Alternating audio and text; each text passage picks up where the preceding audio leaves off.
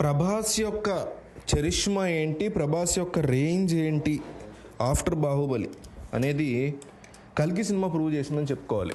నిజానికి సలార్ ప్రూవ్ చేయాలి. నాకు చాలా ఇష్టమైనటువంటి డైరెక్టర్ ప్రశాంత్ నీల్ ఒక బిగ్ డిసప్పాయింట్మెంట్ ఇచ్చాడు సలార్ సినిమాతో.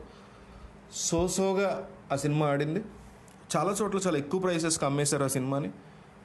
అందువల్ల కూడా కలెక్ట్ చేయలేదు, యావరేజ్ కాంటెంట్ వచ్చింది బయటికి. కానీ కల్కి సినిమా కూడా సేమ్, చాలా చోట్ల ఎక్కువ ప్రైసెస్కి అమ్మేశారు. 370 కోట్ల బ్రేక్ ఈవెన్ లెవెల్లో వరల్డ్ వైడ్ అమ్మారు. సో దానికి కూడా బ్రేక్ ఈవెన్ కష్టము. సేమ్ సలార్కి ఎట్లా ఫీల్ అయ్యానో నేను కల్కి కూడా అట్లే ఫీల్ అయ్యాను. కానీ కల్కి నా యొక్క ఎక్స్పెక్టేషన్స్ని పర్సనల్ లెవెల్లో నేను ఫీల్ అయిందని నా ఎక్స్పెక్టేషన్స్ని క్రాస్ చేసి భారీ లెవెల్లో సినిమా ఈరోజు బ్రేక్ ఈవెన్ సాధించి, బ్రేక్ ఈవెన్ దాటి దాదాపు 440 కోట్ల షేర్ని ఈరోజు వరల్డ్ వైడ్ ఈ సినిమా రాబట్టగలిగింది. 15 రోజులు 16 రోజుల్లో రాబట్టగలిగింది. అంటే ఈరోజు మనం 17వ రోజు ఈ వీడియో చేస్తున్నాం. సో ఈ రోజుకి ఓవరాల్గా 445 కోట్ల వరకు షేర్ వచ్చింది వరల్డ్ వైడ్. అంటే 370 కోట్ల షేర్ని దాటేసి దాదాపు 100 కోట్లకు పరుగులు తీస్తుంది ప్రాఫిట్ మాత్రమే. అంటే చాలా పెద్ద నెంబర్ కింద కన్సిడర్ చేయొచ్చు. నిజానికి సలార్ టైంలో నేను ఎక్కువగా అమ్మేశారు, ఎందుకు ఎంతగా అమ్ముతున్నారు అనుకున్నాను. కానీ మొత్తం అంచనాలు తలకిందులు చేసి కల్కి భారీ లెవెల్లో వెళ్ళింది.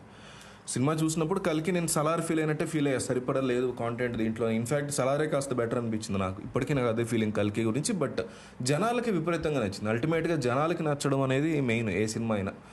మీకు కొన్ని సినిమాలు నచ్చకపోవచ్చు, నాకు కొన్ని నచ్చితే నచ్చకపోవచ్చు. బట్ జనాలు అల్టిమేట్గా కలెక్షన్స్ ఇస్తారు సినిమా నచ్చితే కనుక. అది అనేక సార్లు ప్రూవ్ అయింది. ఎంతోమంది క్రిటిక్స్ కావచ్చు, రివ్యూర్స్ కావచ్చు, సామాన్యులు మనలో చాలామంది నచ్చలేదు అనుకున్నవి జనాలు విపరీతంగా చూసిన సినిమాలు బోల్డ్ ఉంటాయి. అందులో కల్కి కూడా ఉంటుంది.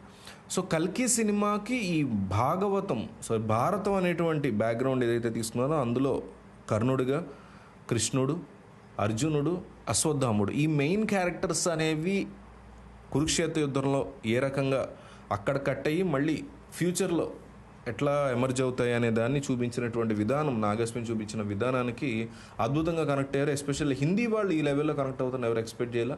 దాంతోపాటు నార్త్లో ఒక సెపరేట్ బెల్ట్ ఉంది ప్రభాస్కి. మొత్తం ఈ బాహుబలి తర్వాత వచ్చినటువంటి బెల్ట్ వాళ్ళందరూ వెయిట్ చేస్తున్నారు.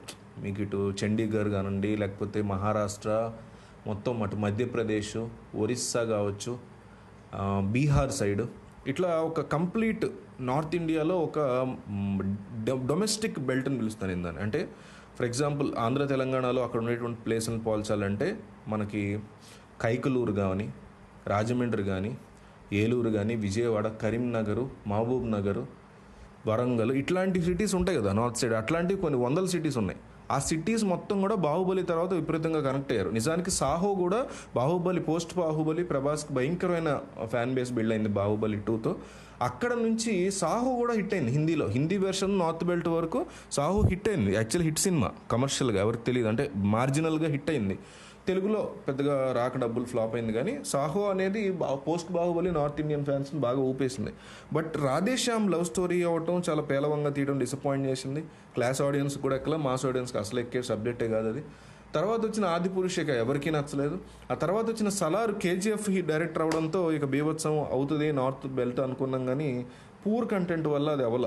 కొన్ని సీన్లే బాగుండడం, మెయిన్ స్టోరీకి ఎవరు కనెక్ట్ అవ్వకపోవడం, మేబీ సలార్ 2 ఏమన్నా నాయిస్ చేయవచ్చు.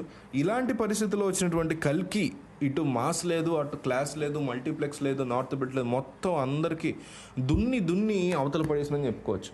అయితే ఆబ్వియస్లీ ప్రొడ్యూసర్స్ తమ సినిమాకి ఎక్కువ వచ్చాయని చెప్పుకునే అలవాట్లు తెలుగు ప్రొడ్యూసర్లకు ముఖ్యంగా ఉంది కాబట్టి వీళ్ళు 1000 కోట్ల పోస్టర్ అయితే వేసుకున్నారు. కానీ ఓవరాల్గా చూసుకుంటే 17 రోజుల్లో ఈ సినిమాకి అటు ఇటుగా ఒక 950 కోట్ల వరకు వచ్చాయి. అంటే డైలీ సినిమా 10 crores 7 crores అట్లా కలెక్ట్ చేస్తూ వస్తుంది.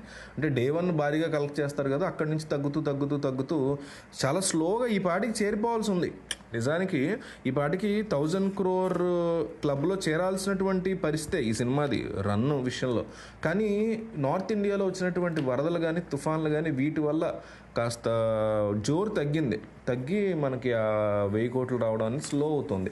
మేబీ నాకు తెలిసి నెక్స్ట్ వీకెండ్కి ఏమన్నా ఛాన్సెస్ అయితే ఉన్నాయి. బట్ ప్రస్తుతం వస్తుంది మాత్రం 1000 కోట్ల పోస్టర్లు మాత్రం ప్రొడ్యూసర్లు వదిలిందే తప్ప నిజానికి వచ్చినటువంటి నెంబర్లు కాదని మనం కన్సిడర్ చేసుకోవచ్చు. అట్లాగనే రాదని నేను చెప్పట్లేదు, డెఫినెట్లీ వచ్చే అవకాశం చాలా ఎక్కువగా అనిపిస్తుంది. ఇంకొక 10 రోజులు ఈ సినిమా ఒక 7-8 crores రన్ కనుక అట్లా కంప్లీట్ చేస్తే ఖచ్చితంగా 100 crores కలెక్ట్ చేయడంలో ఎటువంటి డౌట్ లేదు.